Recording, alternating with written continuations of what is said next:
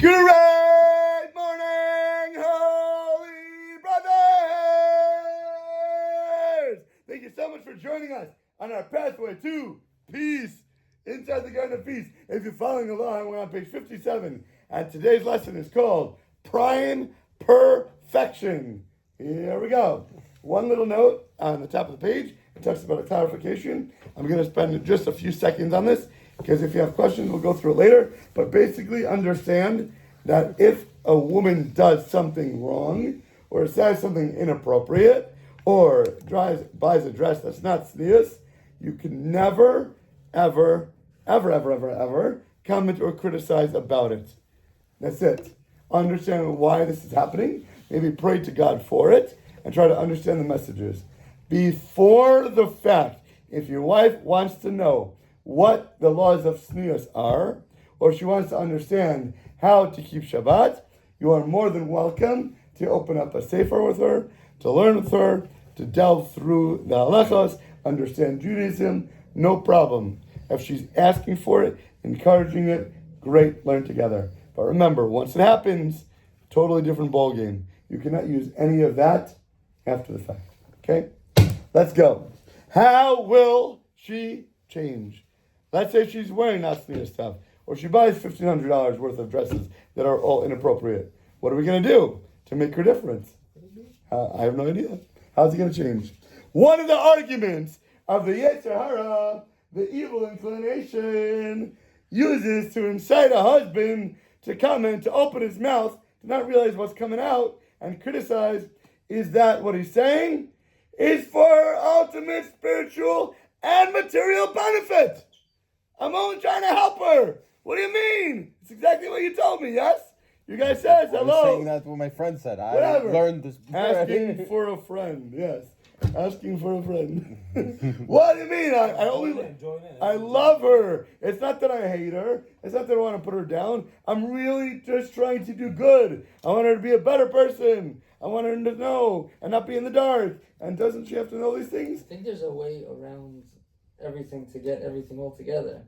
You could just tell her that it looks nice, but I'll be honest with you, if you want to know what my favorite is, it's that dress, which is the most tznius one. Meaning, you look really good, but I'll tell you the truth, I think you look the best in that one. So you're almost perfect. Almost perfect. Let me say what Rabbi Tat said. He's a side note. He's coming in. He has a very good point. So let's say your wife makes a potato kugel, and she completely burns it. You like the kugel example. We go back to the kugel example. I do? I'm sorry. It's because of what he said. It's okay. So the wife burned it to a crisp. Completely inedible. That's how I like it. Right? So there's the story with the rabbin and the story with the soup. They put in like way too much salt, and like it was almost impossible to eat. And he was the one that got the first bowl of soup. And he ate the whole soup, and he scarfed it down. And before the next person got their soup, he said, I love it so much, would you mind giving me a second bowl? And I go, cover the rav, of course. And he ate like 18 bowls of this thing. And he was like, fell sick to his stomach. But he didn't want anybody else in the household to, God forbid, put the soup spoon to their mouth and just make a face so that the woman of the house would realize that, oh my gosh, there was something wrong with the soup. Why don't you just go to the kitchen and add more water? I don't know. This is the story, man. This is how it happens. Don't ask Akash on a Maisa. So the story is like, the way you go about it, you have to be super careful. So, let's say your wife completely messes it up. You say, oh God, I love this kugel, honey. It is amazing. It's so wonderful. And then the next week, let's say she tries out a peach kugel or a squash kugel, whatever it is. So you know what you say to her? Like what he said? He said, honey, the potato kugel you made last week was unbelievable. But this one that you made today, woo, blows it out of the water. So please, can you make this one from now on for Shabbos? Even though last week's was amazing. But this is nothing compared to this. So in the moment, when you have something good, you can say it's good, even better than something else. But when you have that bad thing in front of you, don't dare say anything negative about it, unless you have something even more to praise her about. Got it? Like what you said, but a little better. Okay. So kind of accentuate the good one in order that she avoid making just a bad one. Just don't knock her, that's it. Correct. Don't knock. Right. Say it's good, but if something comes later better, that dress that you got today, even though last week's dress was beautiful, I like this 1,000 times more. I think this is the dress you should wear every week. My wife picks up on that stuff, though. That's okay. You love the last one. She knows but you love it's this one good. even If more. I ask for if I'm this Shabbat, if I'm eating, can I get a piece of chicken? She's like, you didn't like last week's chicken? I love last week's I'm chicken. like, yeah, I liked it, But maybe last week- Oh, so you didn't like last week's chicken? So maybe last week you didn't comment good enough on it. No, I didn't like last week's chicken. I guess Right? you have to Right? be consistent. with Consistently our- good? Chicken? Oh my gosh. Nasty. That didn't even taste like chicken. Chicken? Not tasting. That's what a dead quail died in the driveway. You know, it tastes like chicken. That did not taste like chicken. The problem is once it's Oh, chicken, no, I- Oh, whoa, whoa, whoa, whoa! Please, God, we have Go to ahead. I have a good one that you're not gonna Wait, one answer second. We have from go ahead, peanut gallery. the problem is usually you'll make next week again potato because you loved it so much last week. Right. So that's what I He's said. a bright guy. You said, so really, at the end of the day, these comments also are, you're digging your own grave. Well, you don't go say, yo, this is the best. You say, yeah, it's Yo, good, this it's is delicious. the best cocoa ever. It's even better, and you're making Shabbat worse because you're gonna hate her. Unless you have a good face. Tzaddiks. Your wife knows when you have an excited face, when you see something and you're excited, you're all your pictures on the wall, you get like lit up and you're excited. When you taste something that's like, wow, amazing, and then the next week when you're like, oh, it's really good. She knows 100% when you're Again. Don't full of it. be I mean, full of it that she can fake it. Listen, say, you know what people say? Honey, I really appreciate all the time you put into how do this. you come with the You know, you come here- going in and out. Like you said, like even if you don't appreciate the food, find ways to say that you appreciate the time she put into it. I appreciate that every single week you're consistently making our Shabbos food. I love you and adore you. I have a You're an question. amazing woman, I have a an question. unbelievable you don't wife. have an answer to. Go ahead. What if she starts telling you lashon hara about something? Good. You can't say anything. You have to let her continue. So please continue Good. speaking lashon hara. So what do you, in a situation where What you do you cannot say do? anything, you say Hashem in my head, I'm not being makabel this lashon hara right now. But she keeps talking. Again, that's You're what not you allowed to say. listen. That's what I said. In your mind, you say I'm not being makabel this lashon hara right now. Whatever is coming my way, I'm not accepting. I'm choosing not to hear it. The only reason that I'm not shutting her up is for shalom bias. That's it. That's what you say to Hashem. Ask Harry Raven that one, see if he, Here we go. if he agrees with that. So the Yetzer Hara, the evil inclination, hides inside your thoughts. And you know what he says? Nobody's perfect. I'm not perfect. My wife's not perfect. And people, by definition, want to be good. They want to be better. They want to improve. They want to make progress in life. So how in the world, how the heck is my wife going to get ahead in life if I don't help her? I'm the one who lives with her. By example. I'm the one who sees it. This is what your Yetzer Hara is saying. Why Betzah? Yetzer Hara is saying this. Listen. Yetzer Hara is saying, if I don't help my wife, who is going to help her? And ein anili, mili, right? I'm here in this moment in time. Nobody sees what she's doing like I do. Nobody knows what she says like I do. I have to be the one to help her. Nobody is going to, I love her. I want her to be better. She wants to be better. So of course you gotta help her. This is your Yetzer Why Hara. Betzah? Well, you're taking it the wrong way. I'm sorry to cut off the class. Let me finish the sentence. Yeah, finish the whole book. If I don't help her, who's gonna do it? She should be grateful for my comments, and she should love my criticism. She should accept it with warm and open arms. Thank you, honey, for helping me. If I really love her, how can I ignore all the damaging she's doing to herself and all those massive, monumental mistakes that she's making? How's she gonna change if I don't help her? Talk. You're not helping her. Okay, one thing I realized yesterday, I had some time because we didn't have the class. So yesterday I had some time. What do you mean we didn't have the class? Doesn't matter. Oh, you didn't. Okay, got it. The point is that I had some time, so instead I put my headset on, I listened to like another class online. I said maybe until we'll do it later, whatever. So just making time for the hour. And that hour I plowed through whatever my maid doesn't do in 3 hours. I did like a bobcat. I took care of the dishes, the boom, boom, boom, boom, boom, everything. Yes. Now I realized it's the Shlom, but this book is more of just don't criticize, don't comment, and really teaching you.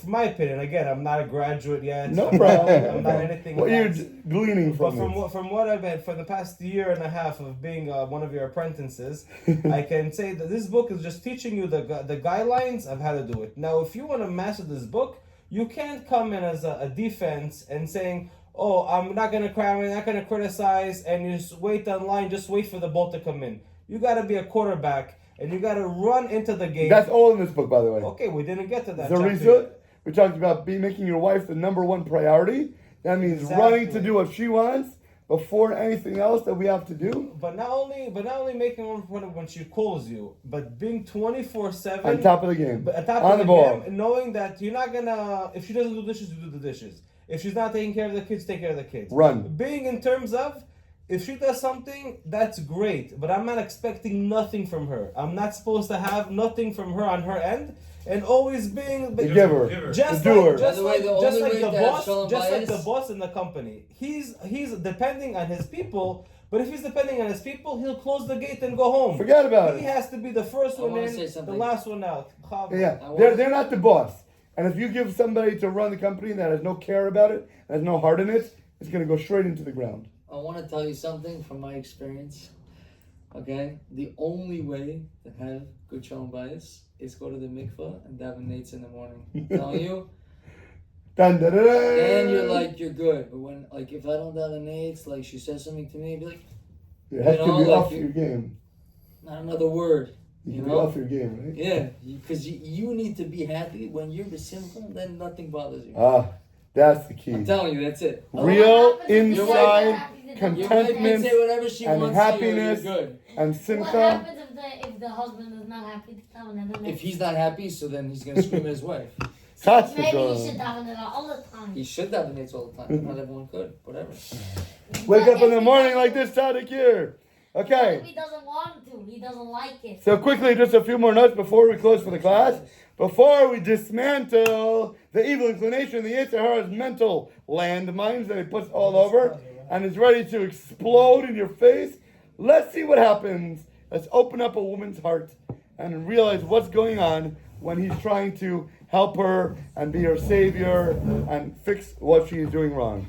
So, the moment the husband makes a remark about something that his wife has done, no matter how gentle, no matter how justified, even more so, God forbid, if the remark is unfair or is brutal or is just exploding at her because he didn't go to Vasika and go to the mikveh in the morning, her heart will wither from the inside and her soul, the light of her soul diminishes and it becomes darkened in her heart.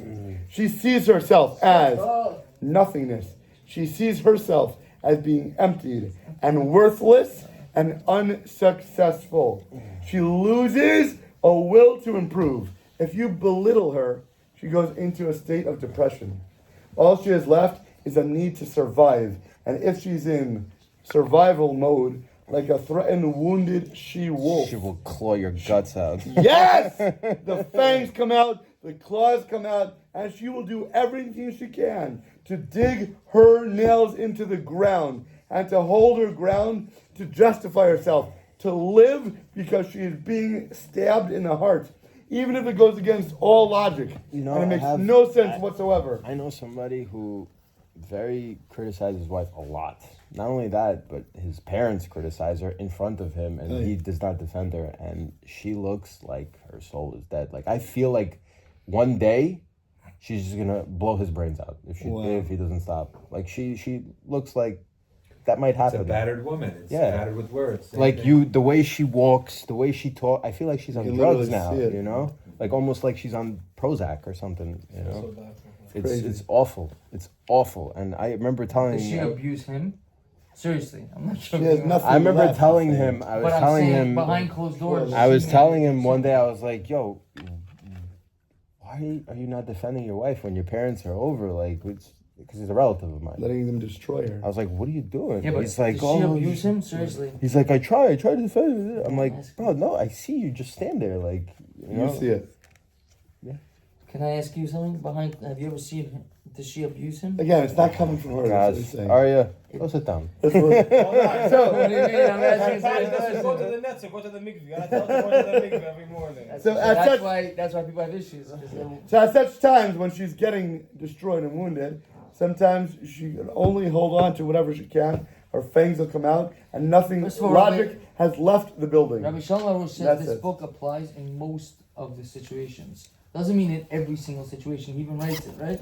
So We'll talk about later. Show up to the class 100%. every day on a regular basis. It's okay, and it's then okay. Tell us what Rabbi Arush tells. We'll go through every word, no problem. Okay, so just I'm the understand one who taught him that the size. 15 years ago. You're coming in for a year and a half. You think you Okay, graduated so Harvard. the size for everything that he's doing I know that is what's going on. destructive, right? And not wanting to improve. Tomorrow we'll get into more of this idea. And remember, hold back. Don't try to do it, and don't let your evil inclination run you over and misguide you improperly. And with that, have an awesome, amazing rest of your day. Dun, dun, dun, dun.